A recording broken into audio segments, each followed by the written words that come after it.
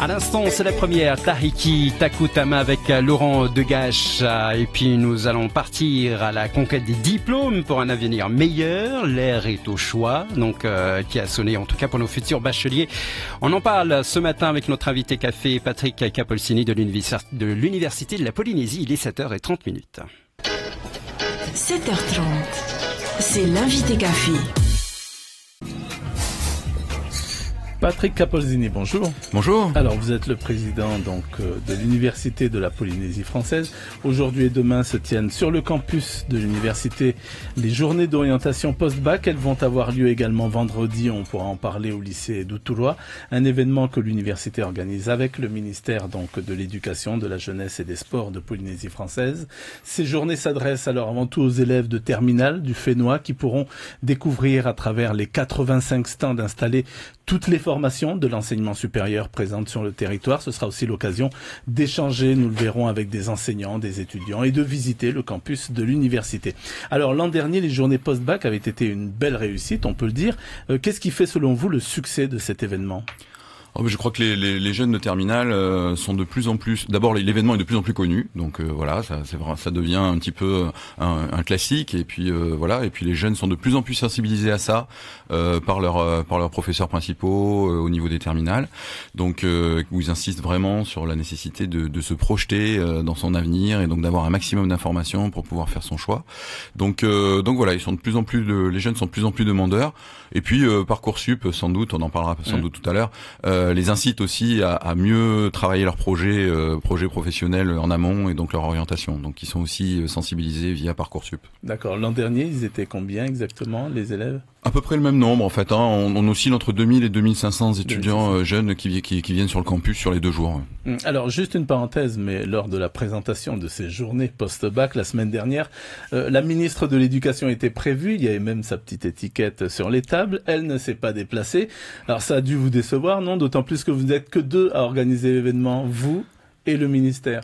Absolument. Bon, on est les deux plus concernés, j'ai envie de dire. Le post-bac en Polynésie, c'est essentiellement l'offre de BTS, qui est du ressort de la Polynésie, et puis toute la partie universitaire, plus quelques autres formations un petit peu autour de cela.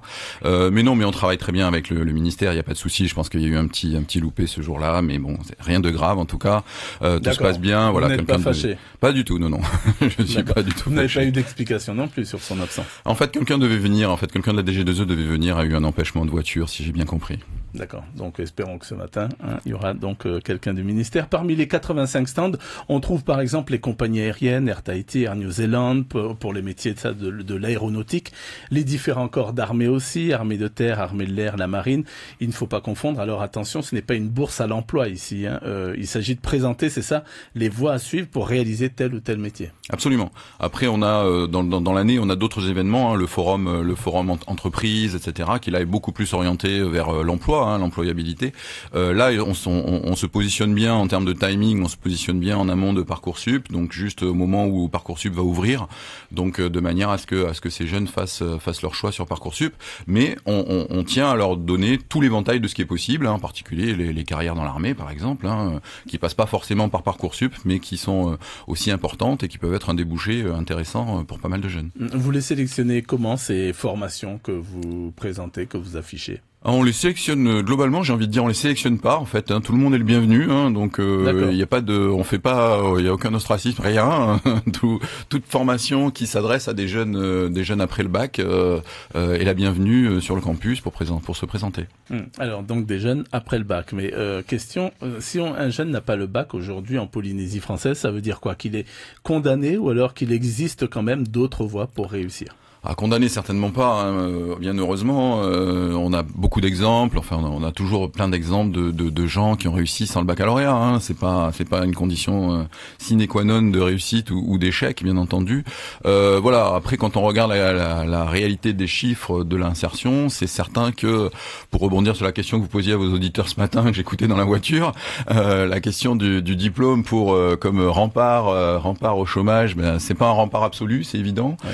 Mais en revanche, on sait que sans diplôme, c'est beaucoup plus compliqué. C'est plus compliqué. Quand on regarde les statistiques de chômage, évidemment, c'est beaucoup plus compliqué. Mais c'est pas parce qu'on n'a pas le bac qu'on est forcément foutu et qu'il y a de très belles carrières professionnelles qui se sont faites avec des gens qui n'ont pas le bac. Alors parmi les formations ou les métiers donc qui vont être présentés et que vous proposez également donc à l'université, est-ce que il y a des métiers par rapport, j'allais dire, aux projets qui sont en cours dans le pays? Je pense par exemple à la ferme aquacole de Hao ou encore au futur complexe hôtelier de Punaouia. Alors sur le tourisme, on a remis en place cette année une licence. Alors c'est une licence professionnelle, c'est-à-dire que c'est une licence qui se fait en 1 an après avoir un bac plus 2. Donc ce sont des jeunes essentiellement qui, par exemple, pourraient être passés par le lycée hôtelier, qui ont eu un BTS de tourisme et qui souhaitent faire une année supplémentaire, donc accéder à une licence professionnelle. Donc on a remis en place cette licence pro hôtellerie parce que avec le soutien fort de la Polynésie sur ce projet, parce que effectivement, voilà, on voit que dans le tourisme il se passe des choses, il y a des projets qui sont potentiellement recruteurs pour des jeunes bien formés. Donc on a vraiment voulu mettre ça en place. Sur la ferme aquacole, très honnêtement, on n'a pas la capacité, nous, on sait pas faire. Voilà, il faut être honnête. On n'a pas la capacité actuellement en tout cas, de former des jeunes à l'aquaculture. On a des licences de biologie, des choses comme ça, qui peuvent être des choses très intéressantes évidemment pour faire de l'aquaculture, mais on n'a pas véritablement les moyens. En plus, il faudrait avoir des équipements, des infrastructures, etc. pour former ces jeunes. Donc voilà, il faut savoir être raisonnable et voilà, on fait ce qu'on peut faire bien. Voilà, et on veut pas se lancer dans tout et n'importe quoi. Voilà. Sinon, après, comme je l'évoquais aussi, on a mis en place également une autre licence professionnelle orientée e-commerce et marketing en ligne, qui est vraiment quelque chose qui était très demandé par les entreprises polynésiennes. Sur ces licences pro, on fait beaucoup d'apprentissage, c'est-à-dire que c'est des jeunes qui ont déjà vraiment un pied dans une entreprise. On a beaucoup d'entreprises qui nous ont sollicité en disant, moi, ça m'intéresse, je voudrais avoir un jeune en apprentissage sur ce type de formation, etc. Donc là, on répond aussi vraiment à une demande. Encore une fois, au niveau bac plus 3, on est encore sur une licence professionnelle, donc un tout petit peu après un BTS ou après 2 années d'université ou après une autre formation, voilà. Alors depuis l'an dernier, on l'évoquait un peu tout à l'heure, l'université a mis en place la plateforme Parcoursup. Alors 99%, je lisais, des élèves ont pu trouver une orientation grâce à ce dispositif que vous reconduisez, j'imagine. Oui, bien sûr. Alors c'est pas nous qui l'avons mis en place, c'est un dispositif national qui a remplacé l'ancien admission post-bac, donc qui s'est mis en place au niveau national, et c'est quand même très très intéressant pour les Polynésiens parce que évidemment il y en a beaucoup qui souhaitent continuer ici en Polynésie, mais il y en a aussi certains qui souhaitent partir en métropole, aller faire d'autres formations, et donc ils ont au bout de la souris toutes les formations proposées un peu partout, et donc ça c'est vraiment très intéressant. Donc oui, c'est un mécanisme qui est reconduit cette année, bien sûr, amélioré. Il y a eu beaucoup de travail l'année dernière, ça s'est mis en place un petit peu dans l'urgence, donc c'est vrai qu'il y a eu peut-être quelques petits loupés, mais en tout cas cette année, je pense que ça va bien se passer. On peut rappeler très vite comment ça marche? Alors oui, c'est les jeunes lycéens donc se connectent avec un compte, un identifiant, etc. sur cette plateforme, et ils émettent des vœux en fait. Donc voilà. Alors avec plein de nouveautés par rapport à l'ancienne version, les vœux ne sont plus ordonnés. Avant c'était vœu numéro 1, vœu numéro 2, vœu numéro 3. Maintenant ce ne sont plus ordonnés, donc c'est un ensemble de vœux qui sont mis en ligne. Autre chose importante, un changement important, c'est que le conseil de classe donne son avis sur les vœux. Donc le conseil de classe et les professeurs principaux sont sollicités pour émettre un avis. Et nous derrière, au niveau de l'université, on a accès à ces avis, bien sûr, et c'est des choses importantes pour nous pour prodiguer des conseils à ces étudiants, potentiellement en leur disant attention, ça va être difficile de faire ce que vous demandez là. En revanche, peut-être que un autre de vos choix est plus pertinent ou des choses comme ça. Voilà. Alors je le disais, vendredi, ce sera donc autour du lycée d'Uturua, donc d'organiser alors cette journée, parce que c'est sur une journée, hein, post-bac. Là aussi, vous attendez à peu près quoi, 500 personnes?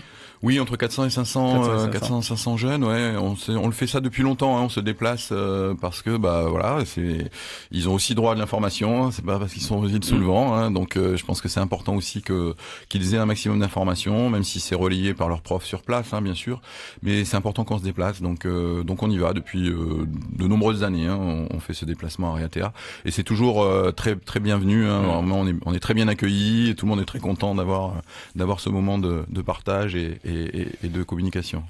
Alors, petite curiosité, je parcourais votre site donc à l'université. Vous écrivez à un moment donné dans votre mot, le mot du président. Alors, sans travail, inutile d'espérer réussir à l'université. Nous délivrons des diplômes de valeur nationale qui ne peuvent s'obtenir sans effort. C'est pourquoi je ne peux que vous inviter à suivre tous les cours avec assiduité et sérieux. Alors ça veut dire quoi, que vous faites attention au taux d'abandon, par exemple, des étudiants en pleine année? Oui, bien sûr. On n'est pas satisfait quand on a ce qu'on appelle de l'évaporation. Donc quand les étudiants s'arrêtent au milieu, donc on essaie de mettre en place un certain nombre de dispositifs. Et l'année dernière, donc la loi nous a donc une nouvelle loi métropolitaine qui s'est mise en place avec Parcoursup, nous a incité à mettre en place ce qu'on a appelé des parcours aménagés. Donc ce sont c'est des jeunes qui demandent à intégrer une licence. Quand on regarde leur dossier, on pense que ça va être difficile pour eux d'intégrer directement cette licence. Donc on leur dit oui, vous pouvez vous inscrire à l'université, hein, on les refuse pas, hein, du tout, hein. Je tiens à redire, l'université accueille tous les bacheliers, hein. Donc oui, vous pouvez venir à l'université. En revanche, on vous conseille de faire un parcours qui est un parcours aménagé où on va être beaucoup plus autour de vous serez beaucoup plus encadré, il y aura beaucoup plus de travaux dirigés et pas des cours magistraux un peu où les étudiants sont un petit peu laissés quelquefois à eux-mêmes. Donc voilà, un parcours vraiment un petit peu plus sur mesure, un peu plus encadré pour ces étudiants qu'on pense en difficulté si on les met dans une licence générale normale. Donc voilà, donc là encore on essaie de répondre à l'évaporation, essayer d'en perdre le moins possible et faire en sorte qu'ils perdent vraiment pas leur temps à l'université. Ouais, parce qu'en un mot, en un chiffre, l'absentéisme, ça représente quoi à l'université? L'absentéisme, alors bon, beaucoup de l'évaporation, j'ai envie de dire en première année, c'est pratiquement entre 30 et 40%, et malheureusement. Ah ouais, quand même. Ouais, bon, sur l'année entière, hein, donc alors de moins en moins, hein, très honnêtement, ils restent de plus en plus, en fait, ils sont de plus en plus présents, donc on en perd de moins en moins, mais je pense que c'est vraiment des efforts qu'on a fait avec le gouvernement de la Polynésie aussi pour étoffer l'offre de BTS, parce que bien il y a quelques années, le nombre de places en BTS était restreint, donc l'université était un peu un choix par défaut pour un certain nombre de ses étudiants, et donc ils avaient du mal à réussir, donc vraiment en ayant une offre de BTS bien plus pensée, en remplissant au maximum les places disponibles en BTS, on arrive à faire en sorte que on n'ait plus de moins en moins, disons, d'inscriptions par défaut à l'université. Et donc ça se ressent très vite sur les taux d'absentéisme. Merci beaucoup Patrick Capolzini donc d'avoir accepté notre invitation. Je rappelle que vous êtes le président de l'Université de la Polynésie française et que donc ce matin et demain ont lieu les journées post-bac sur le campus de Tumaoro. Alors aujourd'hui c'est à partir de 10h jusqu'à 15h, demain mardi de 8h jusqu'à 15h et puis vendredi de 9h à 16h au lycée d'Uturua à Raiatea. Merci encore. Merci à vous. Bonne journée. C'était l'invité café, 7h30 du lundi au vendredi.